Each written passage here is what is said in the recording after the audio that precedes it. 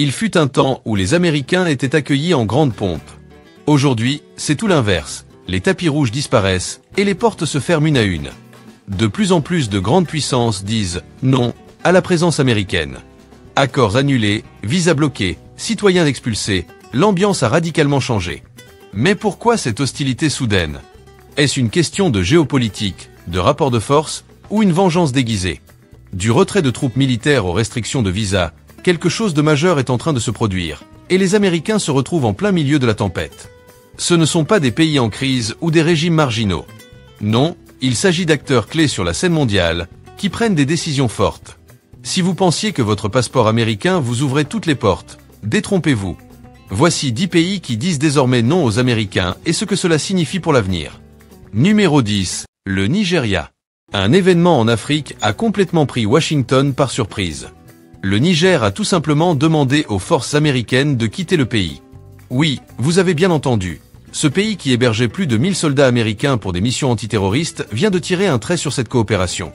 En mars 2024, le gouvernement militaire nigérien a annulé un accord clé, déclarant même que la présence américaine était devenue illégale. Le plus surprenant, la rapidité du revirement.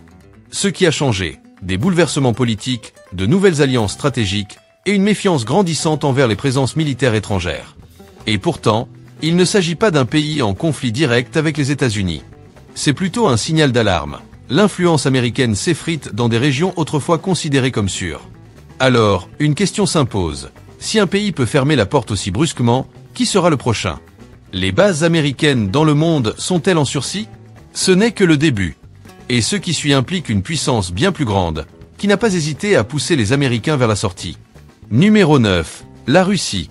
Les signes avant-coureurs étaient clairs. Des restrictions de visas, des consulats fermés, des sanctions en cascade. Mais entre 2023 et 2024, la Russie a durci le ton de façon radicale. Le message est limpide. Les Américains ne sont plus les bienvenus. Des journalistes ont été arrêtés, des diplomates renvoyés, et même des ONG liées aux États-Unis interdites. On pourrait croire à un retour de la guerre froide. Pourtant, c'est encore plus nuancé que ça. Ce que peu de gens savent, c'est qu'en 2017 déjà, la Russie avait réduit de plus de 700 personnes le personnel diplomatique américain. Et depuis, la tension ne fait que monter. Aujourd'hui, les voyageurs américains sont scrutés à la loupe.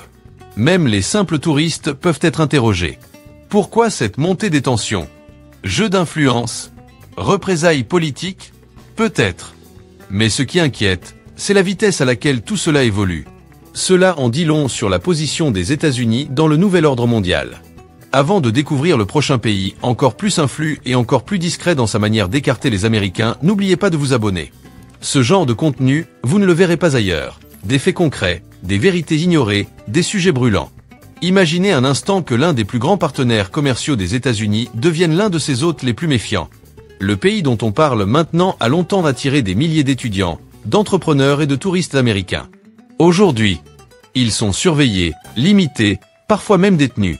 Ce changement n'est pas venu du jour au lendemain, mais ce qui se passe maintenant vous surprendra. Numéro 8. La Chine. Il fut un temps où la Chine représentait une terre d'opportunités, un Eldorado pour le business, l'éducation et les échanges internationaux. Mais ce temps-là est révolu. La porte reste entrouverte, mais l'accueil est devenu froid, encadré et méfiant. Ce n'est plus un pays où l'on arrive avec curiosité, c'est un terrain miné de contrôle et de restrictions pour les Américains. Et ce n'est pas réservé aux touristes. Professeurs, PDG, étudiants, journalistes, personne n'échappe à la nouvelle donne. Ces dernières années, les relations entre Pékin et Washington se sont fortement dégradées. Aujourd'hui, avoir un passeport américain suffit à éveiller la suspicion. Des géants comme Microsoft ou LinkedIn ont réduit leur présence. Des programmes d'échange universitaires ont été supprimés. Pire encore, certains citoyens américains sont interdits de quitter le territoire, placés sous ce qu'on appelle des exit bans, souvent sans aucune explication. Officiellement, il s'agit de sécurité nationale.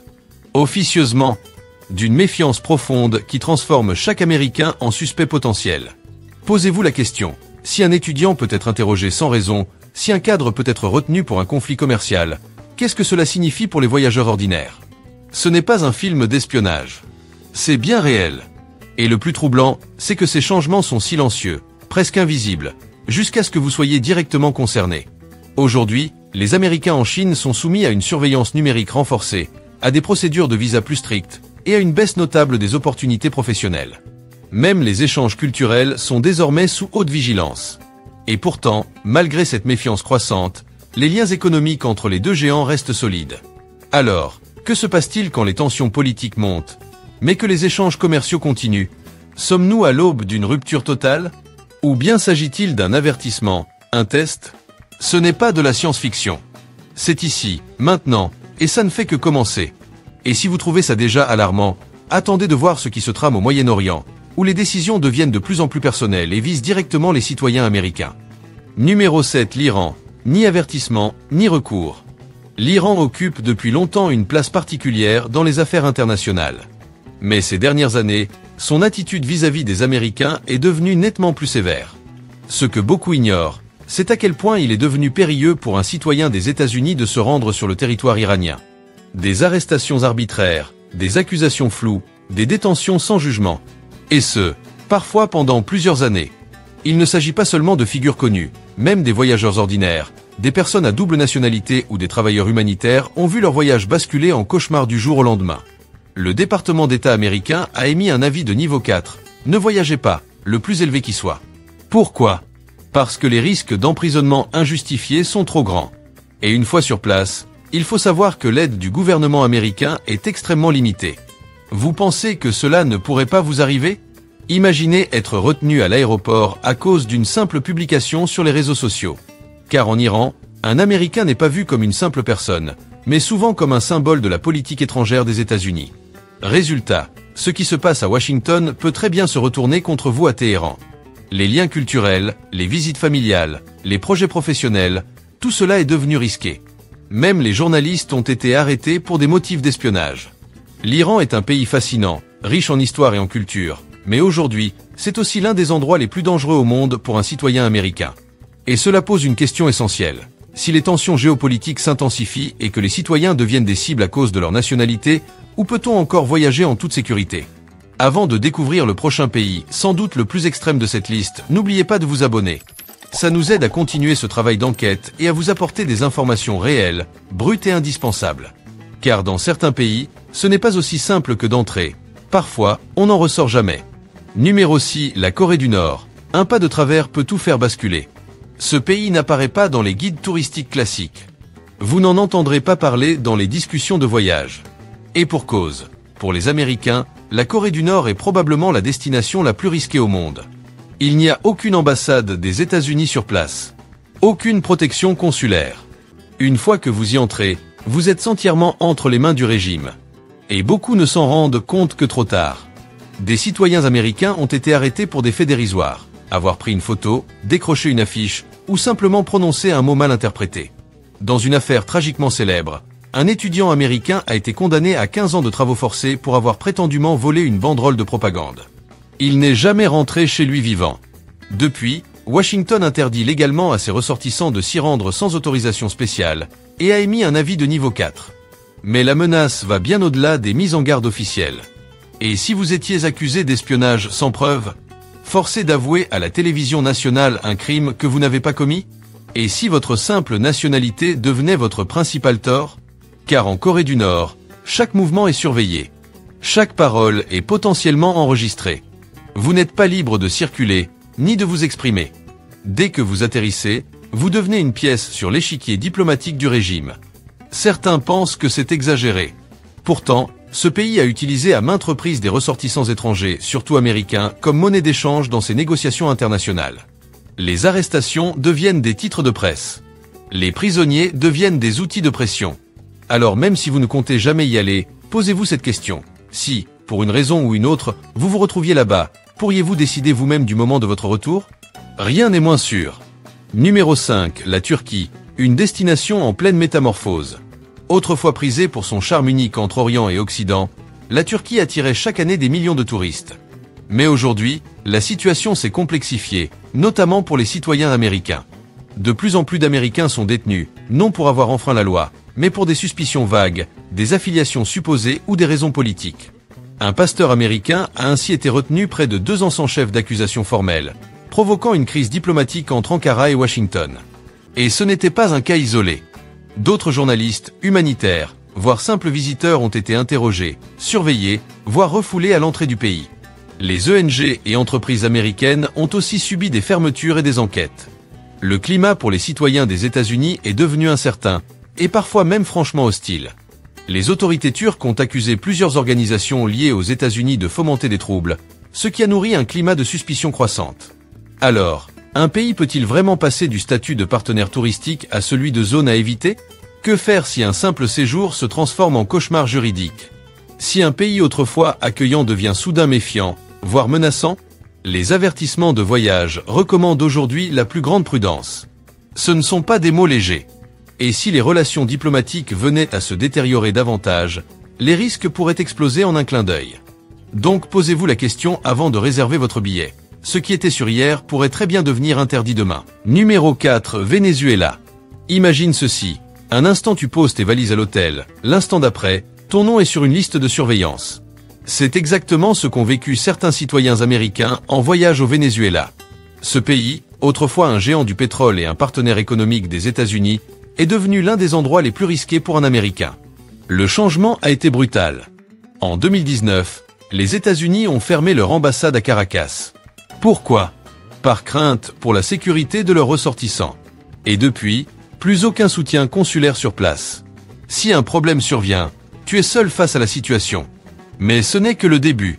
Les Américains, en particulier ceux ayant la double nationalité, ou travaillant dans les médias, l'humanitaire ou l'énergie, risquent d'être arrêtés sans raison claire, emprisonnés pour des durées indéterminées. Les accusations? Floues. Les verdicts? Imprévisibles. Le gouvernement de Maduro les accuse souvent d'espionnage ou de sabotage, parfois juste pour s'en servir comme monnaie d'échange politique. Et ce qui est encore plus alarmant, même les vols directs entre les États-Unis et le Venezuela ont été suspendus pour des raisons de sécurité. Oui, les relations sont à ce point tendues.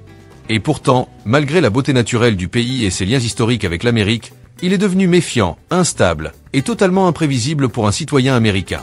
Alors, pourquoi y aller? Parfois, on n'a pas le choix, famille, affaires, mission humanitaire. Mais chaque traversée de frontière est un pari risqué. Entre la criminalité, les pénuries, l'hyperinflation, les coupures d'électricité et une méfiance généralisée envers les étrangers, les Américains y sont vus comme des cibles visibles.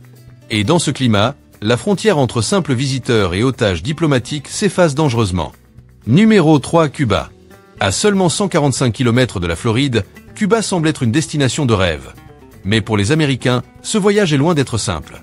Voyager à Cuba, c'est entrer dans un labyrinthe de règlements hérités de décennies de tensions entre Washington et la Havane. Le tourisme traditionnel pour les Américains y est interdit. Oui, interdit. Pour y aller, il faut impérativement appartenir à une des catégories approuvées par le gouvernement américain, comme les visites éducatives ou familiales. Mais même si tu rentres dans une de ces cases, les obstacles ne s'arrêtent pas là.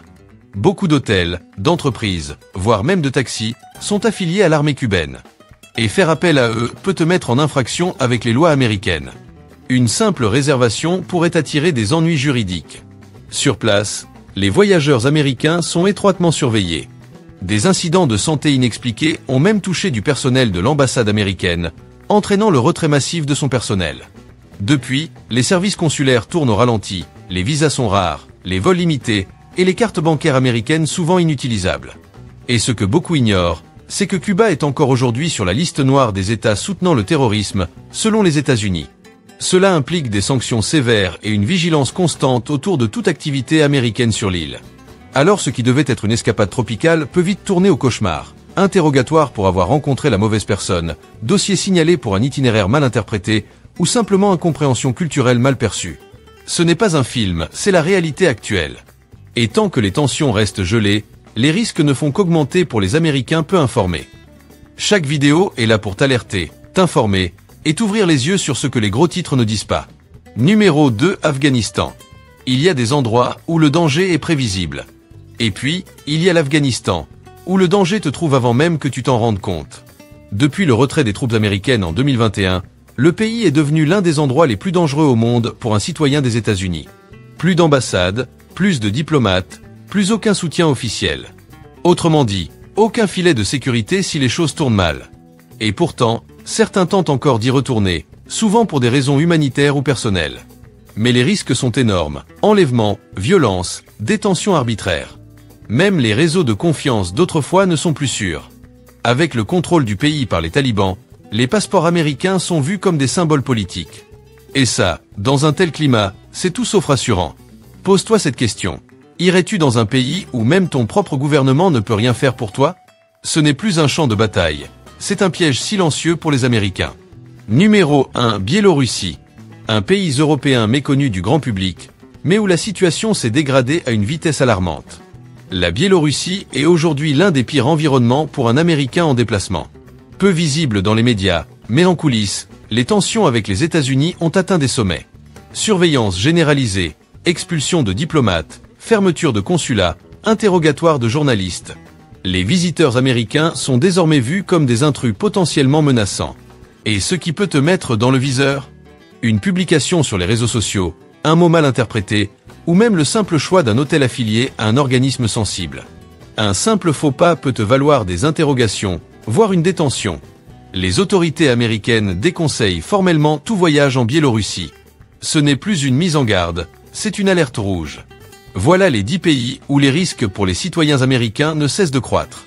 Des nations qui ne se contentent pas de changer de cap politique, mais qui redéfinissent complètement la place des Américains sur leur sol.